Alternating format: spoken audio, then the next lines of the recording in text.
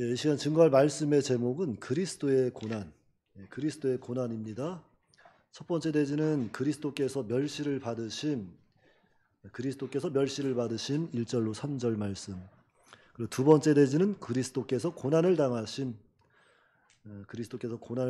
4절 말씀. 그리고 세 번째 대지는 그리스도께서 우리의 죄를 담당하심 5절로 6절 말씀입니다. 자, 여러분, 우리가 지금 사순절 기간을 보내고 있습니다. 사순절 기간. 그리고 이 사순절 기간이 마치면 이제 고난 주간이 이렇게 다가오는데, 고난 주간인데, 우리가 이 다가오는 고난 주간을 또 우리가 준비하면서 또 기다리면서 그리스도의 고난을 좀 생각하고 그리스도의 고난에 대해 우리가 또 좀 동참하는 그런 시간을 갖고자 그리스도의 고난에 대해서 말씀을 증거하려고 해요. 그래서 먼저 이 이사야서를 기록한 이사야 선지자는 예수님이 이 땅에 오시기 전이죠. 동정녀 마리아를 통해서 이 땅에 오시기 전 700년 전 사람입니다. 그리고 그는 장차 오실 예수 그리스도에 대해서 많은 예언의 말씀을 기록했는데, 이 오늘 본문도 그 예언 말씀 중 한 부분입니다. 그래서 이사야 선지자는 예수님이 오시기 전, 이 땅에 오시기 전 700년 전에 그리스도에 대해서 예언을 했는데, 그 예언의 말씀이 AD 33년경 이 땅에 예수님을 통해서 다 성취가 됐습니다.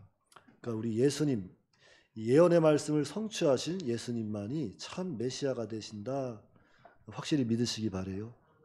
그래서 예수님이 동정녀를 통해서 이 땅에 오셔서 멸시를 받으시고 고난을 받으시고 또 이렇게 십자가에 달려 죽으실 것, 우리의 죄를 담당하실 것, 이사야 선지자가 예수님에 대해서 예언했는데 그 말씀은 분명하게 성취가 됐어요. 근데 여기서 한 가지 중요한 것은 예수님이 받으신 이 멸시, 고난, 죽으심, 그것은 다 우리를 위한, 우리의 죄 때문에 받으신 고난이고 멸시고 죽음이셨다 하는 이 사실을 우리가 절대로 잊어버리면 안 돼요. 잊어버리면 안 됩니다. 그래서 오늘 우리는 이 그리스도의 고난을 통해서 우리를 향하신 하나님의 사랑, 우리를 향하신 그 예수님의 그 십자가의 사랑이 얼마나 크고 위대하고 값진가 하는 것을 깊이 생각하고 깨닫는 그런 시간이 되었으면 합니다. 그래서 그리스도의 고난 첫 번째 대지는 그리스도께서 멸시를 받으심 1절로 3절 말씀입니다. 먼저 1절입니다.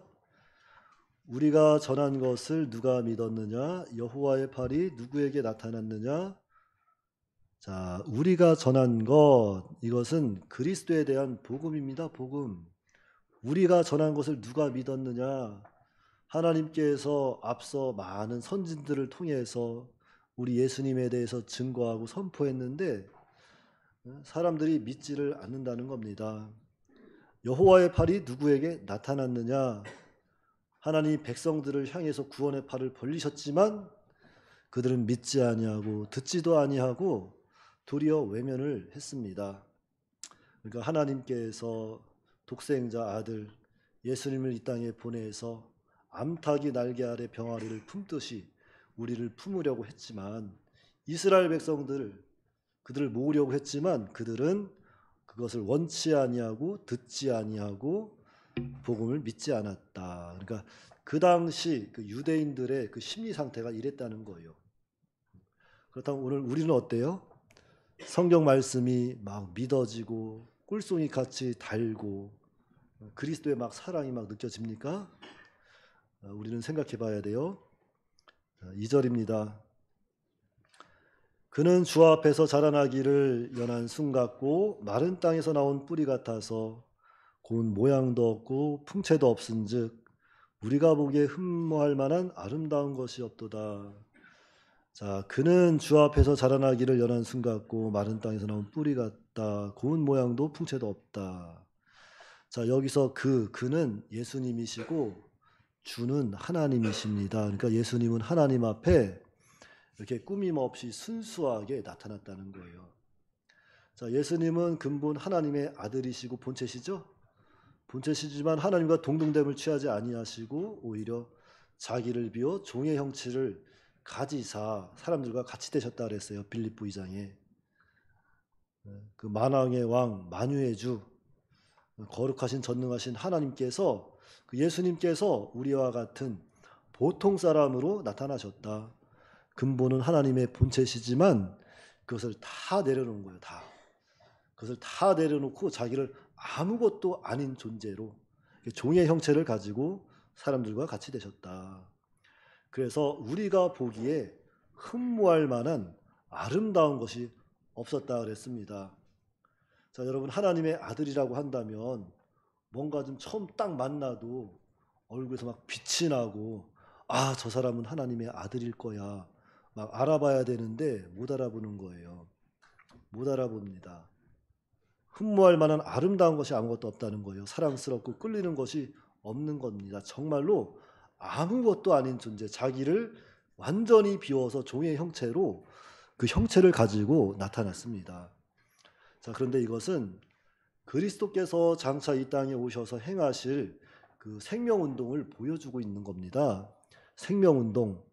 그러니까 사람의 영을 살리는 이 생명운동은 모양과 풍채가 없다.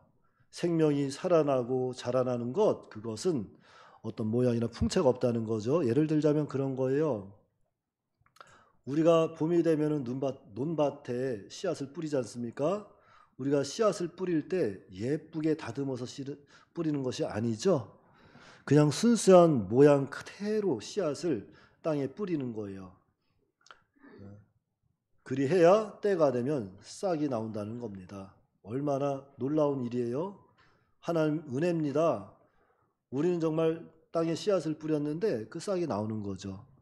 그래서 씨앗을 뿌릴 때는 모양 그대로 순수하게 뿌려야 싹이 난다는 거예요. 그리고 싹이 날 때 보면 소리와 풍채가 없어요. 그냥 며칠 자고 일어나면 어느 날 싹이 올라와 있어요. 아주 여리여리한 싹이. 참 신기하죠. 여기 농사 지으신 분들은 아시겠지만 봄에 이렇게 여러분 상추 심어봤나요? 상추?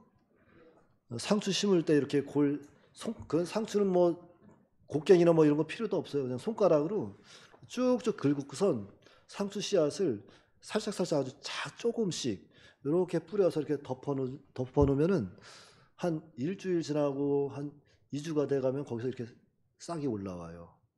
싹이 올라옵니다. 근데 그 싹을 보면 아주 여리여리하고 힘이 없어요. 정말로 이것이 자라서 우리의 식탁에 올라올 수 있을까 할 정도로 여리여리한 싹입니다.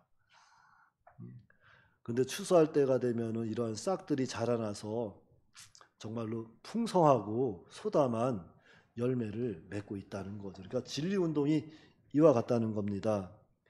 이 하나님의 말씀, 이 말씀은 순수한 말씀 그대로 전해야 거기에 생명이 있고 은혜가 있고 위로가 있고 성령의 역사가 있습니다. 그래서 이게 전하는 자는 하나님의 말씀을 순수하게 그대로 전하는 거예요. 순수한 말씀에 생명이 있습니다. 성경에도 그러잖아요. 더하거나 빼지 말라고. 왜곡해도 안 되고. 그저 하나님의 말씀을 순수하게 전할 때 거기 생명이 있어요.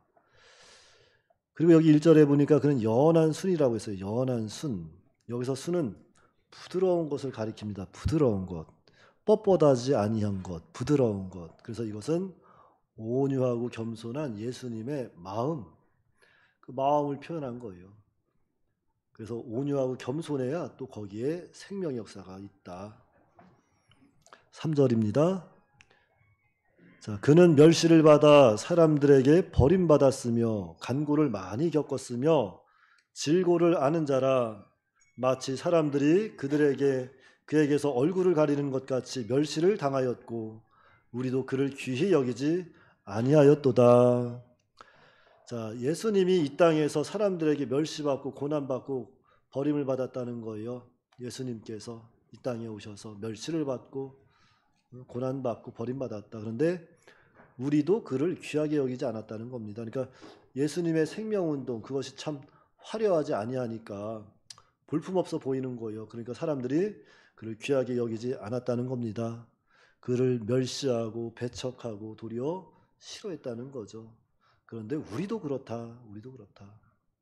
마치 사람들이 그에게서 얼굴을 가리는 것 같이 멸시를 당하였고 우리도 그를 귀하게 여기지 아니하였도다. 예수님은 우리를 너무너무 사랑해서 죽기까지 사랑해서 우리를 살리시려고 했는데 우리는 그 예수님을 멸시하고 배척하고 싫어합니다. 예수님을 버리는 거예요. 왜요? 예수님보다 더 사랑하는 것들이 우리 속에 역사하고 있기 때문이죠. 그래서 우리가 세상 정욕, 무욕, 사욕 이러한 것들에 눈이 멀면 우리 예수님이 안 보입니다. 안 보여요. 그러나 욕심들이 예수님과 우리 사이를 가로막고 있어서 안 보이는 거예요. 그래서 우리가 예수님을 섬길 때 조심해야 할 것이 바로 예수님과 겸하여 섬기는 것이 있으면 안 된다. 두 주인을 섬기면 안 된다는 거예요. 그것이 바로 예수님 멸시하는 겁니다. 두 주인 섬기는 것이 예수님 멸시하는 것이고 예수님 배척하는 것이고 예수님을 모욕하는 거예요. 버리는 겁니다. 그러니까 우리는 우리 죄 때문에 멸시받으신 우리 예수님만 바라보고 예수님만 사랑하고 예수님만 의지하고 나아가야 돼요. 거기에 은혜가 있습니다. 자, 그리고 그리스도의 고난 두 번째 대지는 그리스도께서 고난을 당하신 4절입니다. 우리 4절 다 같이 한 목소리로 합독하겠습니다. 시작. 그는 실로 우리의 질고를 지고 우리의 슬픔을 당하였거늘 우리는 생각하기를 그는 징벌을 받아 하나님께 맞으며 고난을 당한다 하였노라. 네. 그는 실로 우리의 질고를 지고 우리의 슬픔을 당하였다. 그러니까 예수님은 우리의 질고, 우리의 병고 때문에 고난을 받으셨다 그랬어요. 자, 그렇다면 우리의 질고, 우리에게는 그 병고, 그것은 무엇입니까? 첫째는 우리의 영적 질병이에요. 우리의 영적 질병 때문에 예수님께서 그것을 고치시려고 십자가의 고난을 당하신 것이고, 둘째는 우리의 육신의 질병입니다. 우리 모든 육신의 질병, 그 병고를 지시고 십자가에 달려서 슬픔을 당하고 고난을 받으신 겁니다. 자, 그렇다면 우리의 질고는 어디로부터 오는가? 그 문제죠. 우리의 질고, 병고 어디로부터 오는가? 그 질고의 시작이 무엇인가? 그것은 바로 우리 안에 있는 욕심, 죄 때문에 오는 겁니다. 죄 때문에. 우리가 범죄했기 때문에 그 죄로 말미암아 영혼이 병들고 육신이 병들어가는 거예요. 우리 죄 때문에. 그래서 성경에도 보시면 가지각색 병자들이 다 나옵니다. 다 나와. 문둥병자, 중풍병자, 안진뱅이, 소경, 귀머거리 가지각색 병자들이 다 나오는데 그들이 예수님 앞에 나와서 다 고침을 받아요. 자, 예수님은 왜 고쳐주셨을까? 왜 고쳐주셨을 것 같아요? 자, 그것은 이 역사를 통해서 우리 예수님이 바로 육신의 질병뿐 아니라 그보다 더 중한 영적 질병을 치료해 주시는 하나님이시다 하는 것을 우리에게 알게 하시고 믿게 하시려고 이렇게 영적인 병도 다 고쳐주신 거예요. 그러니까 이 예수님의 십자가 고난은 우리의 모든 영적 질병, 육신의 질병을 다 고치기 위한 그 때문에 받은 슬픔이고 고난이다. 그래서 우리는 그 예수님의 십자가의 고난을 통해서 고침받은 거예요. 우리가 어떤 노력을 해서 고침받은 것이 아니라 그 예수님을 통해서 고침받은 겁니다. 그래서 우리는 죄와 사망, 마귀 종되었던 우리가 이제는 자유함을 얻게 되었고 새 힘을 얻고 죄사함 받고 우리 영혼에 평강이 임하게 된 거죠. 그러니까 예수님은 우리 때문에, 우리 죄 때문에 우리를 위해서 질고를 지고 슬픔을 당하시고 속죄의 제물이 되신 것이다. 그런데 우리는 생각하기를 그는 징벌을 받아 하나님께 맞으며 고난을 당한다 하였노라. 이 무지한 백성들이 예수님의 고난에 대해서 이 무지한 백성들이 이 십자가의 고난에 대해서 예수님이 하나님께 범죄했기 때문에 예수님이 하나님을 떠나고 그 말씀을 떠나고 범죄했기 때문에 그가 받는 벌이다 이렇게 생각을 했다는 거죠. 그렇다면 그들은 왜 예수님에 대해서 이런 생각을 했을까? 자, 여러분, 예수님이 이 땅에 오신 목적이 뭘까요?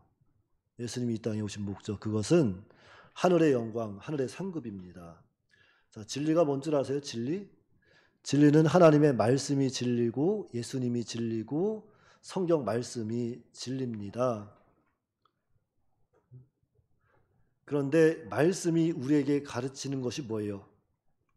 예수님을 믿으면 그 믿음으로 말미암아 죄를 사함받고 하나님의 자녀가 되는 권세와 영광과 영생과 하늘나라의 기업이에요. 하늘나라의 기업, 천국입니다. 그러니까 성경이 우리에게 말하는 것은 우리가 예수님을 믿고 그 말씀을 잘 지키면, 이 땅에서 하나님의 말씀을 잘 지키면 우리가 하늘나라 가서 영광과 상급을 받고 큰 자가 된다. 이것을 신구약 성경 66권이 우리에게 가르치는 겁니다. 그런데 유대인들은 그저 이 땅에서 왕노릇하자, 로마의 핍박에서 벗어나자, 하나님 나라를 이 땅에서 한번 건설해보자, 다 현실주의였다는 거죠. 그 당시 유대인들 생각이.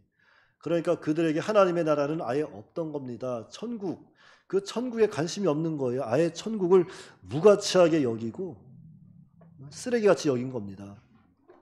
그러면서 이 세상이 천국이다.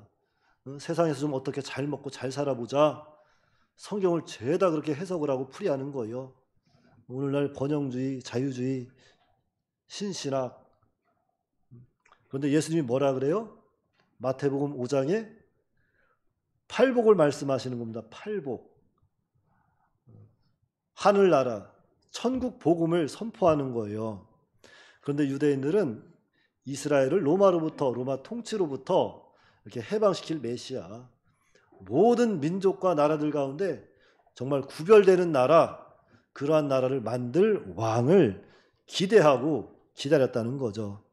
그런데 예수님이 이 땅에서 가르치고 병 고치고 천국 복음을 전하니까, 그러면서 자기가 하나님의 아들이라고 하니까 유대인들이 그를 믿지 않고 외면하는 겁니다. 네가 무슨 하나님의 아들이냐, 외면하는 거예요.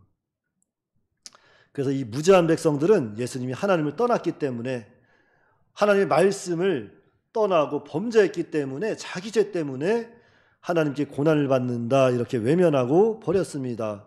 그런데 예수님의 고난은 이 무지한 백성들, 바로 그들을 위한 고난이었고 그들의 죄 때문에 받은 고난이었다는 거죠. 그리고 이것은 오늘날 바로 우리를 위한, 우리의 죄 때문에 받은 고난이다. 우리는 그 사실을, 그 은혜를 절대로 잊어버리면 안 됩니다.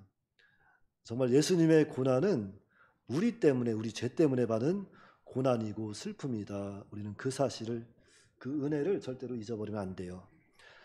그래서 우리 예수님을 믿어야 돼요. 예수님을 믿어야 됩니다.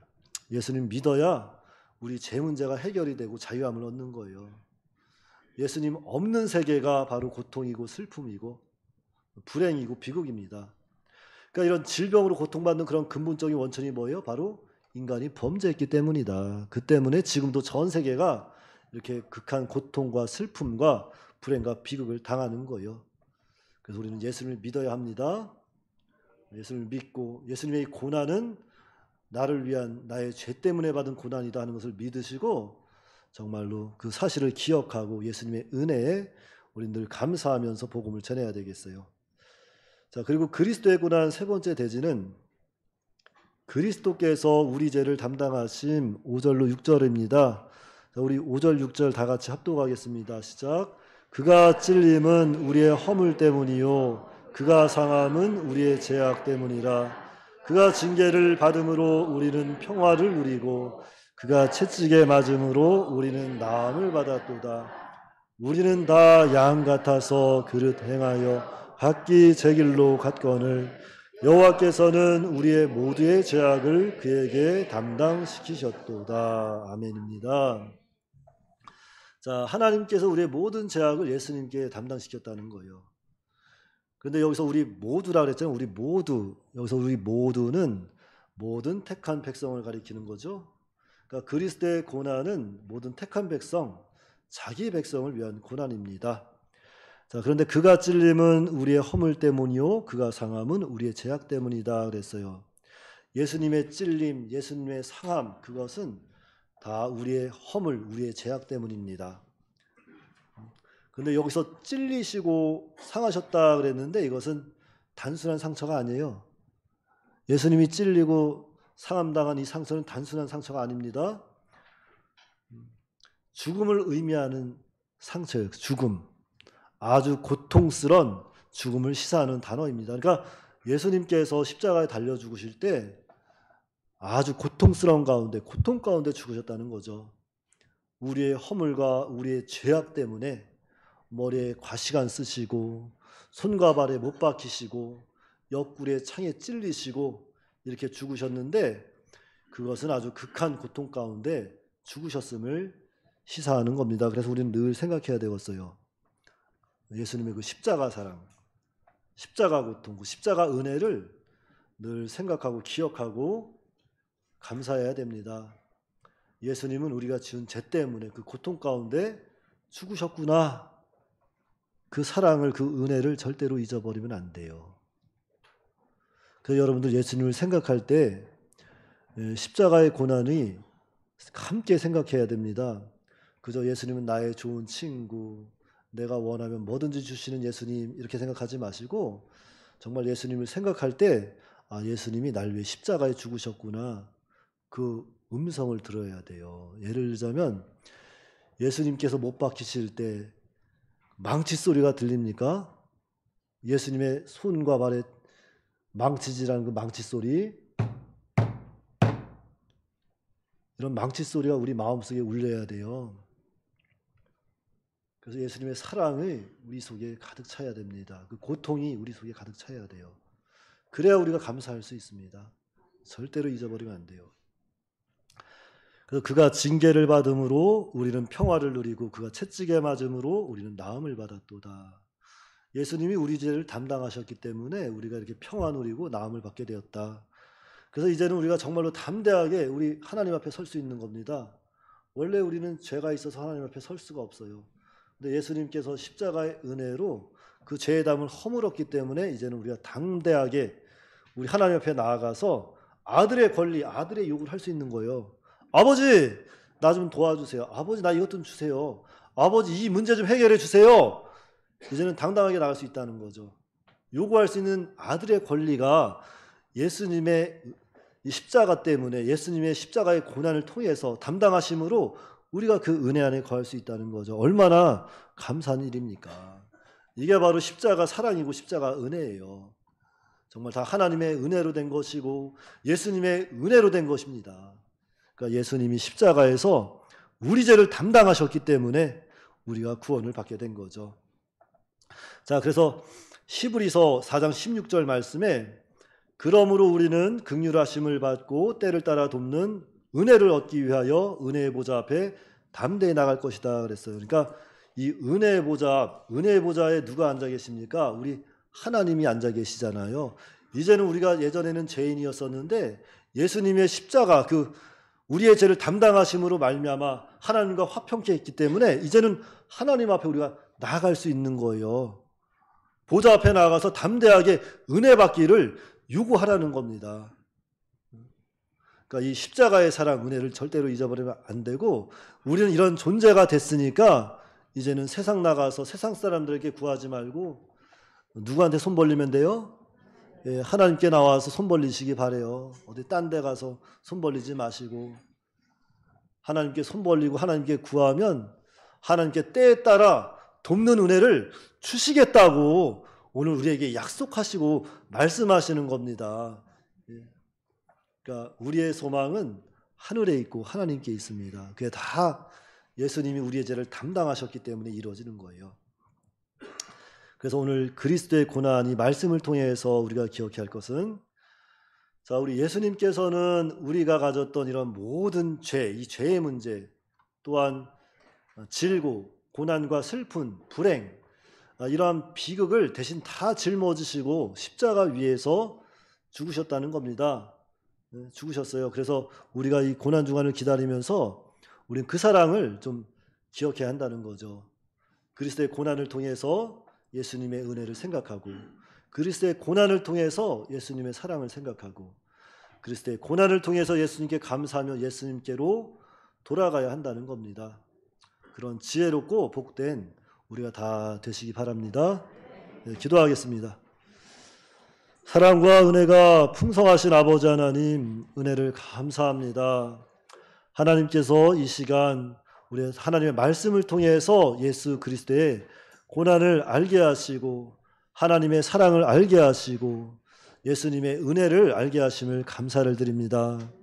우리가 정말 지난날 죄인이었던 저희가, 죽었던 저희가 예수님의 은혜로 말미암아, 예수를 믿는 믿음으로 말미암아 하나님의 자녀가 되어서 자유함을 얻었사오니 이 자유함을 우리가 정말로 주님 안에서 잘 사용하게 하여 주시옵시고, 무엇보다도 고난주간을 우리가 준비하며 기다리면서 예수님의 그 십자가의 죽으심을 깊이 묵상하며 우리가 동참하는 그런 믿음의 시간을 가질 수 있도록 주께서 은혜로 역사하여 주시옵소서.